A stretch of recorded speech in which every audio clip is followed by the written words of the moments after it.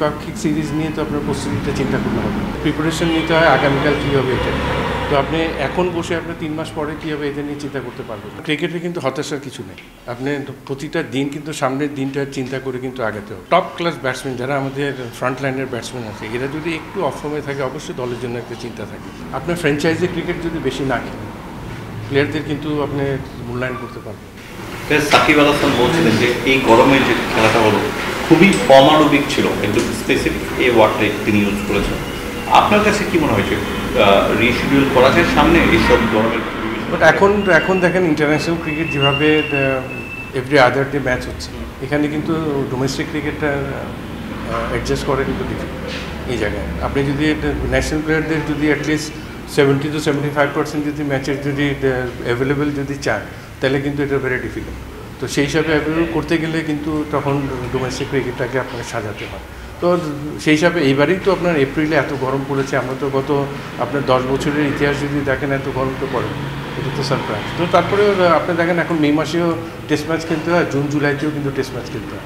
তো সেই হিসাবে এখন কিন্তু আর কোনো সারা বছরই কিন্তু ক্রিকেট, তো সেই হিসাবে অ্যাডজাস্ট করে কিন্তু খেলতেই হবে। ইন্টারন্যাশনাল ক্যালেন্ডারের কথা বলছিলেন, আমাদের ক্রিকেটার আসলে খুব একটা ইন্টারন্যাশনাল মানে যতই কি থাকুক না কেন ঘরোয়া লিগ ভাবে খেলতে পারে না। ডিপিএল বিশেষ করে বিসিএল এনসিএল তো খেলেই না কোনো দুজন ক্রিকেটার ছাড়া। সেক্ষেত্রে মানে রোজার মধ্যেও পড়ে যায় ঢাকা প্রিমিয়ার লিগটা। মানে আপনাদের পক্ষ থেকে যেহেতু আপনি প্রোগ্রাম আপনাদের পক্ষ থেকে কোনো প্রস্তাবনা থাকবে কিনা আসলে করা যায়? এইবার একটা চিন্তাভাবনা করা হচ্ছে যাতে ফার্স্ট ক্লাস ক্রিকেটের যাতে আমাদের national player at least 50% to 60% match যাতে ওরা খেলতে পারে, এই জিনিসটা নিয়ে কিন্তু চিন্তাভাবনা করা হচ্ছে। এবং আশা করছি এটা যদি করতে পারে তাহলে এটা আমাদের ফার্স্ট ক্লাস ম্যাচ যদি আমাদের ন্যাশনাল প্লেয়াররা খেলতে পারে অ্যাটলিস্ট 50%, তাহলে কিন্তু আপনার টেস্ট ক্রিকেটের জন্য পাইপলাইনটা অনেক স্ট্রং হবে। হ্যাঁ, রঞ্জিত যদি কথা বলি, রঞ্জিতে কিন্তু বাধ্যতামূলক, ইভেন ভারতীয় অনেক ন্যাশনাল ক্রিকেটাররা সংখ্যা তো গেছে কন্ট্রাক্ট প্লেয়ার থেকেও বাদ করেছে রঞ্জিত না খেলার কারণে। আমাদের ক্রিকেটারদের খেলতেই হবে যদি তারা ফ্রি থাকে, এমন কোনো প্রস্তাবনা আপনাদের পক্ষ থেকে থাকে? গত 5 বছর আগে কিন্তু আমরা একটা সিস্টেম করেছিলাম, ফার্স্ট ক্লাস ক্রিকেট না খেললে ওই প্লেয়ারকে আমরা বিপিএল এর ড্রাফটে রাখতাম। এটা কিন্তু 5 বছর আগেই করা। এবং ফার্স্ট ক্লাস ক্রিকেট যদি না খেলে তাহলে বিপিএল এর জন্য আমরা ড্রাফটের মধ্যে নাম দিতাম না। তো এটা ওইভাবে কিন্তু স্ট্রিক্ট করাই আছে। তো এই প্রসেসই কিন্তু হচ্ছে, যেহেতু এখন ইন্টারন্যাশনাল ব্যস্ততার জন্যই কিন্তু এই জিনিসটা নিয়ে একটু হালকা হয়ে গেছে। এবং আশা করছি এটা আগামী সিজন থেকে এটা নিয়ে আবার কড়াকড়ি শুরু হবে। হ্যাঁ, আরেকটা বিষয় যেটা হচ্ছে যেহেতু টি-20 বিশ্বকাপ, সেক্ষেত্রে প্রিমিয়ার লিগটা টি-20 ফরম্যাটে হতে পারতো কিনা, এটাও সাকিবের একটা ছিল। আপনারা কিন্তু এর আগে একবার করেছিলেন, এটা তো কালকে তো মাননীয় বোর্ড সভাপতি আপনাদের ক্লিয়ার করে দিয়েছে, এটা তো আমাকে আর কিছু বলার নেই। হ্যাঁ, আমি সরাসরি বলি যে দ্বিপাক্ষিক সিরিজটা কি আপনাদের মনে হচ্ছে করতে পারে আকর্ষণ করছে, এটা হচ্ছে বাংলাদেশ মানে যেভাবে বাংলাদেশের যে অ্যাপ্রোচে বাংলাদেশ ক্রিকেটাররা খেলছে। বা এটা একটা দ্বিপাক্ষিক সিরিজ, দ্বিপাক্ষিক সিরিজে আপনার এটা আপনাকে খেলতেই হবে। তো সুতরাং এটা তো এখানে তো আপনার টেস্ট ম্যাচও ছিল, ওডিআই ছিল, যেহেতু সময় স্বল্পতার জন্য এটা কাট করা হয়েছে, পরবর্তীতে আবার হবে।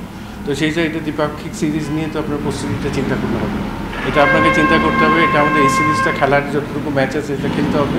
প্রিপারেশনটা আপনার শুরু হয় ওয়ার্ল্ড কাপে সবসময় আপনি যখন একটা টুর্নামেন্টের ডেটটা দেয় এর থেকে আপনার 2 উইকস আগে থেকে প্রিপারেশনটা শুরু হয়।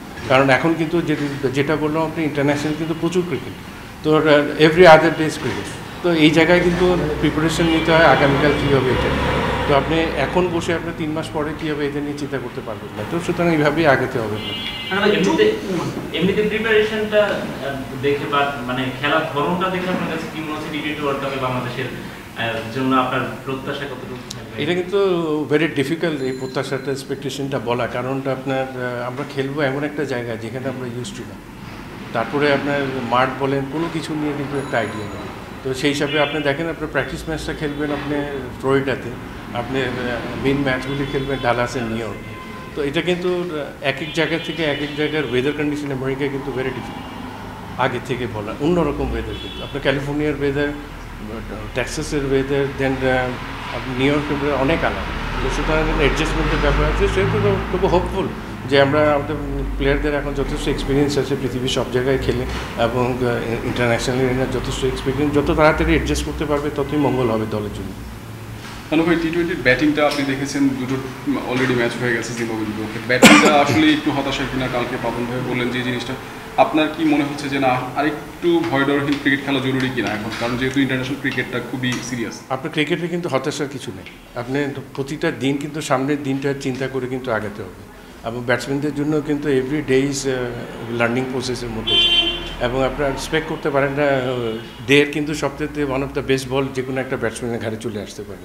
তো সুতরাং এটা নিয়ে আক্ষেপের কিছু নেই। আপনি দেখবেন যে গত 1 বছর ধরে দ্বিপাক্ষিক সিরিজগুলি কিন্তু যথেষ্ট ভালো খেলেছিলেন এবং এটার জন্য একটু T20 ফরম্যাটের হোপ ছিল। আমরা এই ফরম্যাটে কিন্তু আগে থেকে অনেক কিন্তু পিছিয়ে ছিলাম, তো সেই হিসাবে এখন কিন্তু আস্তে আস্তে এই ফর্মেটের সাথে ইউজড হয়ে যাচ্ছে। আশা করছি যে সবাই সবার মতো যদি পার্টিকুলার ডেটে যদি ভালো ক্রিকেট খেলতে পারে, আশা করছি সবাই তখন দলের একটা রেজাল্টও পজিটিভ হবে বলে আশা করি। মানে ভাই ব্যাটিং নিয়ে আরেকটু, সেটা হচ্ছে যে স্ট্রাইক রেট নিয়ে একটু সমালোচনা ছিল। নাজমুল শান্তর স্ট্রাইক রেটটা এখনও সেরকম T20 সুলভ না, কিংবা ওপেনিংয়ে যারা আছেন যেমন লিটন দাস শুরুতে এখনও পর্যন্ত তেমন একটা ভালো ইয়ে করছে না। তো এই জিনিসটা আসলে কি মানে বাংলাদেশকে ইন ফিউচার T20 বিশ্বকাপে মানে চিন্তার কারণ কিনা? যে কোনো জায়গায় আপনার ব্যাটসম্যানদের টপ ক্লাস ব্যাটসম্যান যারা আমাদের ফ্রন্ট লাইনের ব্যাটসম্যান আছে, এরা যদি একটু অফ ফর্মে থাকে অবশ্যই দলের জন্য একটা চিন্তা থাকে।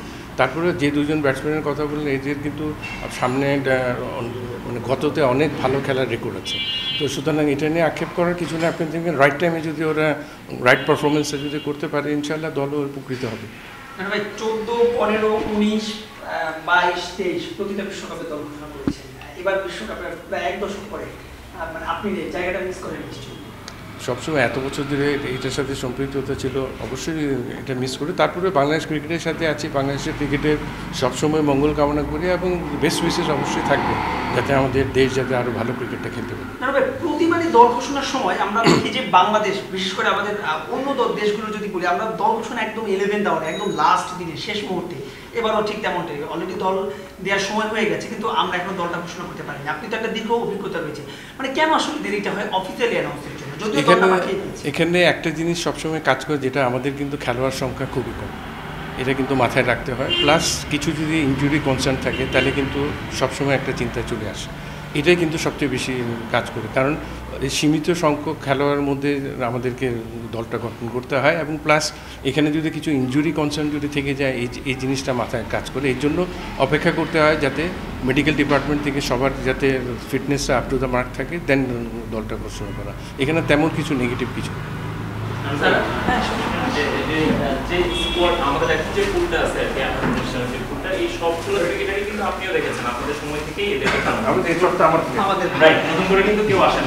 তো এই ক্রিকেটারদেরই একটু স্ট্রেংথটা কি আপনার কাছে জানতে চাই, দুর্বলতা যদি কিছু থাকে? স্ট্রেংথ হলো কি আপনার ফ্র্যাঞ্চাইজি ক্রিকেট যদি বেশি না খেলেন, প্লেয়ারদের কিন্তু আপনি মূল্যায়ন করতে পারবেন। আপনি এব্রডে ভালো ক্রিকেটটা খেলতে হবে। আপনি দেখেন আফগানিস্তানের মতো দলে প্রায় 8-9 জন ফ্রন্ট লাইনের প্লেয়ার কিন্তু IPL খেলছে বা বিভিন্ন এই জায়গায় খেলছে। তো আমাদের দেশের আপনার T20 ফরম্যাটের এব্রডে কয়টা প্লেয়ার খেলেন আপনি হাতে গুনতে পারেন, 1-2 জন ম্যাক্সিমাম। লঙ্কান ক্রিকেটে হয়তো একটু বেশি যাচ্ছে, অন্যান্য জায়গায় কিন্তু কম ক্রিকেটে যাচ্ছে।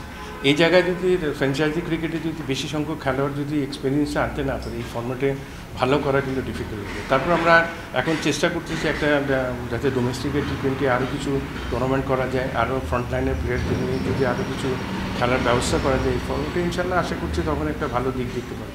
আপনি বলছিলেন যে অনেক বেশি ফ্র্যাঞ্চাইজি, আপনি যেহেতু প্রোগ্রামসের দায়িত্বে আছেন, আমাদের যে কয়েকজন সুযোগ পায় প্রতি বছর, সাকিব যে কয়েক বছর পেয়েছে আপনি জানেন, যাওয়া না যাওয়া নিয়ে একটা বোর্ডের সঙ্গে একটা হ্যাপেনিং সম্পর্ক মোস্তাফিজের ক্ষেত্রে আমরা দেখেছি। মানে অ্যাজ এ অধিনায়ক হিসেবে মানে আপনার কি মনে হয় যে এই দিকটাতে আরেকটু উদার হওয়া উচিত কিনা বা হওয়া যায়? ফ্র্যাঞ্চাইজিতে সবসময় তো আমি পক্ষে আছি, কিন্তু এটাও চিন্তা করতে হবে, যেহেতু যেটা বললাম যে আমাদের কিন্তু খেলোয়াড় খুবই কম এবং সীমিত সংখ্যক খেলোয়াড়কে নিয়ে কিন্তু ন্যাশনাল টিমের নার্সিংটা করতে হয়।